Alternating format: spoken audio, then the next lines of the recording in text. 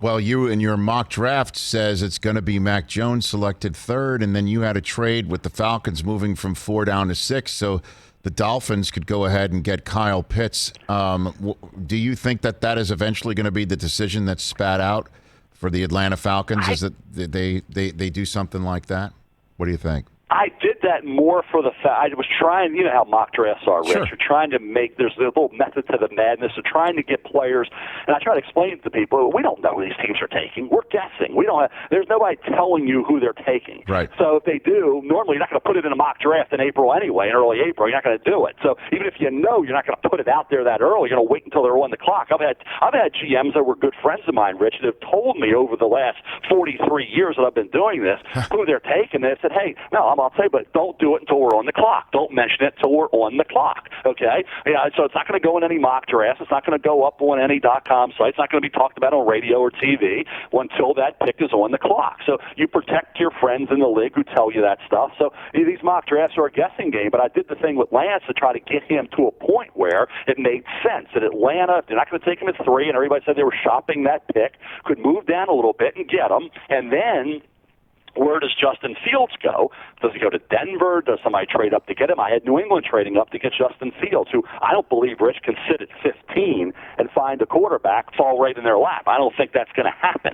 So it's going to be right. Does Chicago make a move up? Does Washington make a move up? Does Carolina take a quarterback? We had Peter Schrager on yesterday, Rich, and Peter's connected to everybody. He thought Carolina could take a quarterback. He had them taking a quarterback, Justin Fields, at 8. So we'll see. I think it's going to be. I said this yesterday. It's going to. I think, Rich, when you're doing the draft, it's going to be the most interesting, entertaining, and fascinating draft we've probably ever covered. Yeah, it's going to be, certainly if it's 3 quarterbacks at the top and then comes 4, and then, you think the Bengals are taking Sewell, huh? Because Carson Palmer said that's who he hopes they take because he thinks that Burrow needs that protection more than another weapon, including the guy who he played college. Yeah, I think history has proven that the tackles are safe and receivers aren't.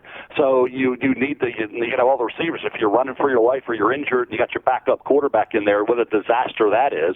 So I think whether it's Sewell, whether it's Penei Sewell or Rashawn Slater, I think they have to take an offensive lineman. Chase, you'd like to have Chase too. You like to have Burrow's favorite target at LSU, but you can't pick them all. You got to make one pick, and I think the offensive lineman, knowing how deep receiver is, Rich, they can get a De'Ami Brown from North Carolina in the second round. They could certainly get a really good player at that position. A slot guy that can get an Amari Rodgers from Clemson or a Tutu Atwell from Louisville. So there's going to be plenty wide receiver, slot receiver, outside receiver options at that point. Terrace Marshall, because of a little injury concern, maybe could drop out of the first out of LSU and drop into the second. But you can't get a left tackle the ability and the talent that Penei Sewell brings to the table, and that's a position where you say, well, they have Jonah Williams, but they could play Sewell at guard, Reef is the right tackle, and then after 1 year or 2 years, they can move Sewell either left tackle or right tackle. So I think they need to address the offensive line. We all know that. So why pass on a guy as good as Penei Sewell is?